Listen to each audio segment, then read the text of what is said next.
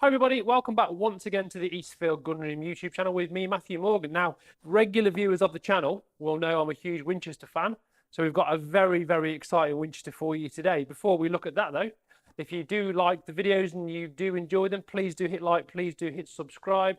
And once again, as ever, this video is proudly sponsored by the British Shooting Show, only 12 months to go. So when I say this is an interesting and exciting Winchester, I am not exaggerating. Now, I've been a Winchester fan, and we're talking about the Japanese Winchester shotguns made in the Olin Cadencia factory for a number of years. In this box is something I've never clapped my beady little eyes on. You might recall a month or so ago, we looked at a Kohler shotgun, and the whole idea with the Kohler is it got a set of carrier barrels with some sub-gauge tubes, which is primarily for kind of the American shooting art of NASA. Now we've gone one step further with this. This is a 4-barreled set. So I'm going to stop talking and open this really cool box. So what we've got in here is we have got a genuine Winchester 101 Diamond Grade skeet set. Now this is a gun we have looked at previously. We've looked at the Diamond Grade Sporter, manufactured somewhere between kind of 1984 and 1987. This is the out and out skeet set, specifically designed, like I said, for the dedicated sport of NASA skeet. So this is, in its basic form, a gun that was available here in the UK. This is a Diamond Grade skeet gun, 12 gauge, 27.5-inch with ported barrels. It is the famous 101 action in this kind of brushed matte finish. We've got the diamond graphics, the diamond engraving, a gun that has always been very popular here in the UK. It was only slightly lower in terms of the range to the Grand European, which of course was the top end of the 101s. Really nicely finished. We've got Diamond Grade on the bottom. We've got some nice scroll work with the Winchester name. We have got a fully engraved trigger guard, full tang going back into the pistol grip. The top lever is a slightly different design to what I believe I've seen previously on Diamond Grades. We've got this kind of little stippled flower effect. It looks like someone's been round the top with a spirograph. That takes you back to the 90s, doesn't it? Top lever and the back strap nicely checkered. If we open the gun ever so slightly, we've got the DG, and of course DG crazily denotes Diamond Grade in terms of the serial number. This is, like I said before, is a gun that was built in the Cadencia factory. One of the things that absolutely amazed me, this gun has come from a private Winchester collector who's owned it for 23 years, is look at the engine turning. So we've got fully engine turned lumps, we've got fully engine turned ejectors, but if you look at how little use and how slightly marked that engine turn is, it just gives you some idea that this gun has barely ever shot a cartridge. Again, fully engine turned on the breech face and fully engine turned on the end of the ejectors. I'm not entirely sure you got that with all the UK spec Diamond Grades. I'd have to check. However, of course, this gun was originally sold new in America and has made its way over here. So there are going to be some subtle differences. The trigger, which is gold washed, but it's not adjustable, which is quite interesting because certainly all the Sporters and I think all the trap guns we've had in the UK were adjustable. So it's a fixed trigger. This has got a mechanical trigger like all 101s, which means it hasn't got an inertia block in. So it doesn't require any kind of inertia to simulate the recoil for the second shot. Then we move on to the barrels, I'm going to take apart. Now, like I said, this is a dedicated skeet gun, 27.5-inch, so it's fixed choke, skeet and skeet as you would imagine. Remember that the ejectors on the Winchester 101 design is kind of very similar to the Browning. This was almost like a Japanese copy of a Browning, many will call it, because of the design of the action and how it works. But we've got a slightly ramped rib on the barrels. It's file cut all the way along. A nice little touch, I always think, with the 101 range of the Diamond Grades, the Grand Europeans, the Super Grade, the Pigeon Grades, is you always get this little engraved bit in the top of the rib denoting the model. So 27.5-inch, the rib is slightly tapered. I would say it's kind of 8 to 10 mil, something like that. Factory ported barrels, and of course the idea with that is to reduce the muzzle flip to stop the gun moving around when you're shooting it. Fixed choke, skeet and skeet. Now, of course, with this being an American import, so to speak, this had to be British proof. So we have got all the necessary proof marks on here. And on the barrels here, we've got Winchester Diamond Grade skeet, 12 gauge, 2 3/4 inch. That's the chamber length.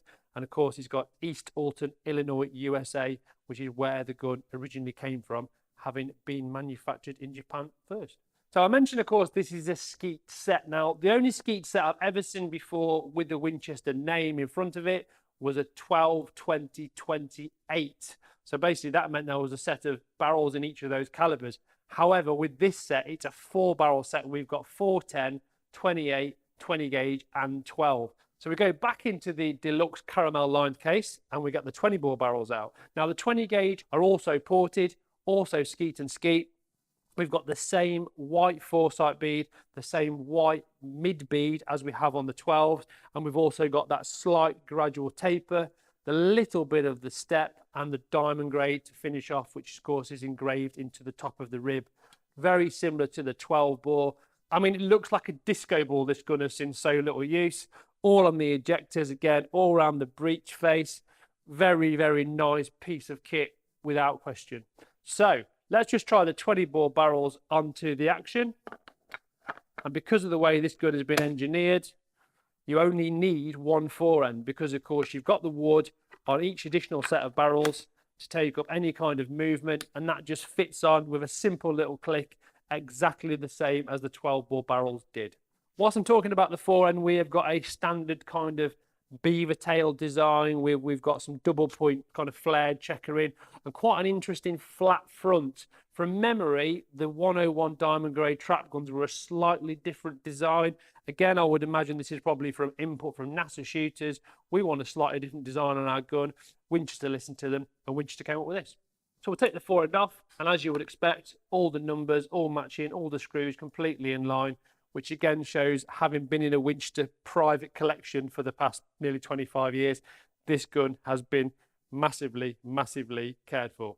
One thing I've just noticed on the forend, which again, I don't think you've got with the UK ones, there's an extra screw here, a bit more detail with this retainer in the bottom of the forend. I think that the engraving on the forend iron is identical, certainly at this end, at the breech end. I couldn't say without having another diamond grade in front of me, but there is a video on the channel, so do check it out, whether that's the same as well. Over the years, I've seen many, many different Winchesters that have come out of the States, and there has always been these slight little variations in kind of rib width, engraving patterns, that kind of stuff, because there's just so many of these guns manufactured in the 80s. So reaching back into the box, we have got the 28 gauge barrels. So once again, the whole uniformity continues. We've got 27.5-inch barrels, skeet and skeet choke. We've got the wooden cleat stroke pajamas on the center rib, obviously to make sure that the balance is all the same. Slightly ramped rib with the diamond grade in the top of the rib, engine turning. But interestingly enough, these particular set of barrels aren't ported like the 20 gauge and the 12 gauge. Slightly tapered rib with a white foresight bead and a white center bead. And of course, we've got this alongside the ramp, we've got these big vents on the top, of course, to make sure that the whole thing is the same kind of size when it fits in the action. Now, amazingly, this is going to be a big shock. The 410 barrels are the same.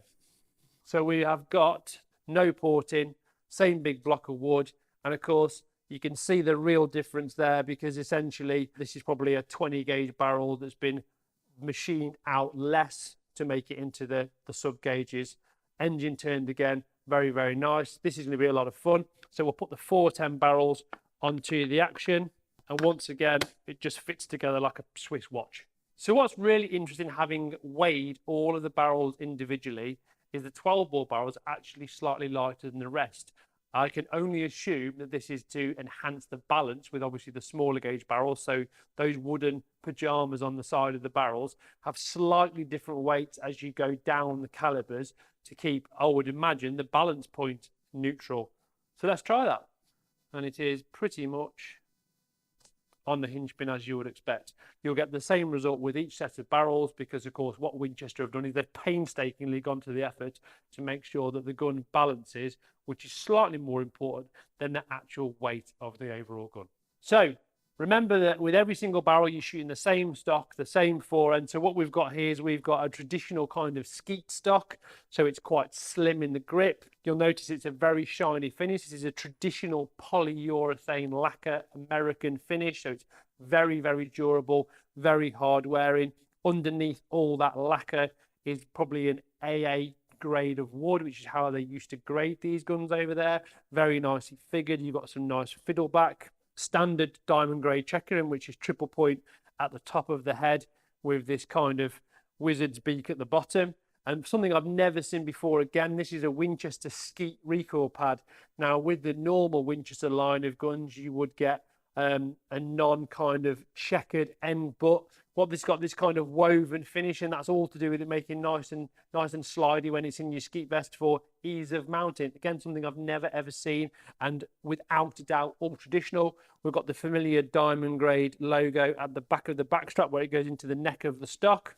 And again, you've got one in the bottom of the pistol grip. The actual height of the stock, I haven't measured it, but it's pretty high, which again, for this kind of discipline is really what you want. It's quite a head-up shooting style, so they've got that absolutely bang on. I would say mounting it, it's probably 35 or 36 at the front, but about 20mm drop, which is what you'd expect on a kind of a skeeting stroke sport stock. Forem we've already covered, which is a beaver tail. I would imagine the idea of having that extra width is to compensate for those wooden pajamas inside and to just make sure that the balance is critical.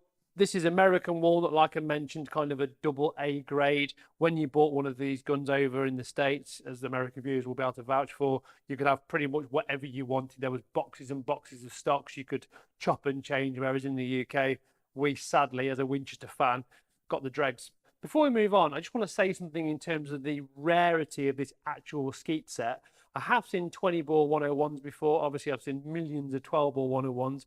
I've never seen a 28-bore and I've never seen a 410. So if you are a Winchester fan, this is kind of like the holy grail of calibers, if you like. So onto the box.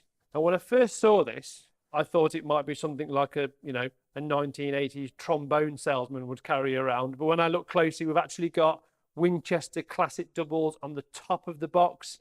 It's got a lock on it. It's certainly not something you would want to take on a plane because it's made of plastic. In fact, I had a Daiwa seat box when I was about 14, and that probably slightly better made than this when I was a fisherman. Obviously, it's custom built for all the sets of barrels. They're all neatly slotted in here, so you can see which barrel you're taking out when you want to. It's this kind of typically 80s caramel brown velour Austin Allegro colour. We take the flip up bit on the top, which goes over the top of the barrels.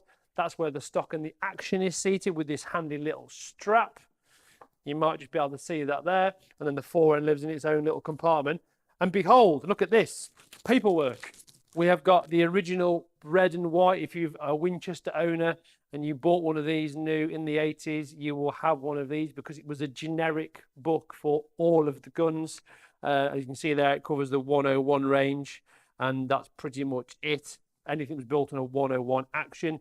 Interestingly enough, it doesn't actually mention the Grand European on there. I don't know why. In there, we've got all manner of bits and pieces, age-old diagrams in there. My favourite word, which I actually found in the rear of the manual, the leaflet, is Waffenpflege, which means maintenance in German. So we'll pop that back in the little bag. We've even got the original keys, look at that, and the instructions for the Presto lock, which is not a lock that's manufactured in Preston. I think there's more of a, hey presto, we can open it up kind of thing. Even better than that, I have got, with this gun, an original sales leaflet. Now, I'm very lucky to have this, and this is, as I look, diamond grade skeet. We can see there that this gun comes with all the factory engine turning. In fact, that gun is so close to that gun, it could be the same gun. And inside, it tells you about the range of guns that were available, which is basically the skeet set, which is what this is. Could also have the option of a standard diamond grade Winchester case if you bought a single gun. Tells you the length of pull, the dropper heel, that kind of stuff, and just a real nice piece of history. Not only that, we've also got a genuine Winchester classic doubles hat, which I'm now going to model for the next time I go to play golf or go to Disney. And again, it's just a nice little package to find something that's all original, completely genuine, and let's not forget, very rare. So that has been the genuine, rare Mickey Mouse hat 101 diamond grade skeet set with me, Matthew Morgan, of the fabulous Eastfield Gunroom. If you've enjoyed the video, please do give us a like, do hit subscribe. Don't forget to drop me any email with any questions you might have. feel free to comment below. Have you got a NASA skeet set? Would you like to own one? Have you got a sub gauge, small gauge? I'm going American now because of the hat. 101 shotgun. Love to hear from you. Don't forget, this video is proudly sponsored by the British Shooting Show, the biggest event in the British shooting calendar. We're looking forward to next year's event now, so as soon as those dates are released, we'll tell you. You can put them on your calendar. I've been Matthew Morgan of Eastfield Gunroom. This is the Winchester 101 skeet set. This is a great hat. I'll see you soon.